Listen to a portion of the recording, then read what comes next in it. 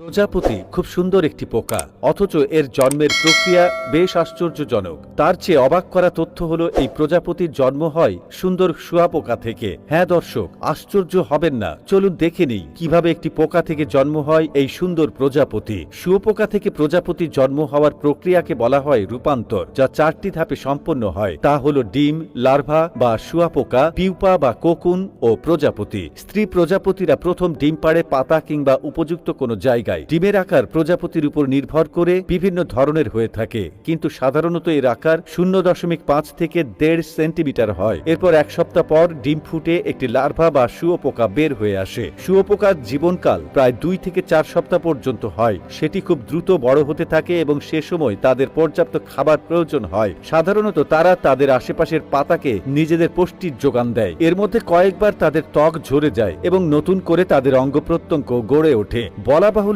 শুঁয়োপোকা সাধারণত পাতা খায় আর প্রজাপতি ফুলের রস চুষে নেয়। এরপর সেই শুঁয়োপোকাকে পুরোপুরি বড় হয়ে নিজেকে একটি কোকুনের মধ্যে আবদ্ধ করে নেয়। এই অবস্থাকে পিউপা বলা হয়। কোকুনের জীবনকাল প্রায় 2 থেকে 4 সপ্তাহ পর্যন্ত হয়। তার মাঝে তারা 2 সপ্তাহ সুপ্ত অবস্থায় কাটিয়ে দেয়। এই অবস্থায় তাদের দেখলে সবুজ পাতার খোলসের মতো দেখায় এবং মনে হয় যেন তাদেরকে প্রকৃতি একটি বড় পাতার চাদরে লেপে দিয়েছে। সেই সময় তাদের খাবারের কোনো প্রয়োজন হয় না। এরপর সেই খরচ থেকে অল্প অল্প করে বের হয় এবং ঝুলে থাকে আরো 2 সপ্তাহ।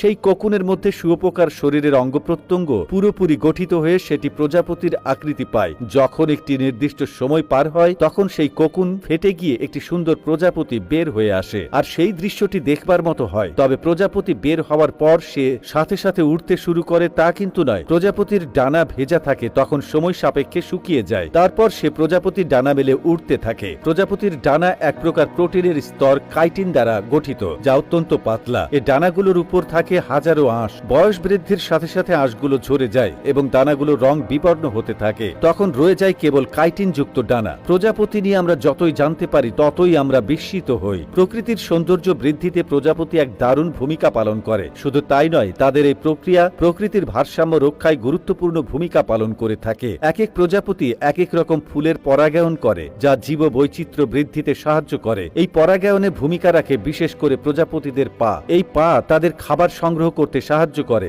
মাথায় প্রশ্ন আসতে পারে যে পা দিয়ে এত কিছু কিভাবে করে। এর উত্তর হলো তারা উড়ে উড়ে তাদের পা দিয়ে ফুলতে থাকে, যার মাধ্যমে ফুলের রেণু এক প্রান্ত থেকে আরেক প্রান্ত পর্যন্ত চলে যায়। কোন খাবারটি তাদের জন্য উপযুক্ত তা তাদের পায়ের ক্যামো রিসেপ্টরের মাধ্যমে বুঝে নেয়। এই ক্যামো রিসেপ্টরের মাধ্যমে তারা এটাও পরীক্ষা করতে পারে যে কোন পাতা উপযুক্ত হবে তাদের ডিম পাড়ার জন্য, কারণ শুঁয়োপোকার পুষ্টি যোগানে সেই পাতা ভূমিকা পালন করে। প্রজাপতিদের জীবনকাল খুবই ক্ষণিকের, মাত্র কয়েকদিন থেকে কয়েক সপ্তাহ পর্যন্ত তারা বেঁচে থাকে।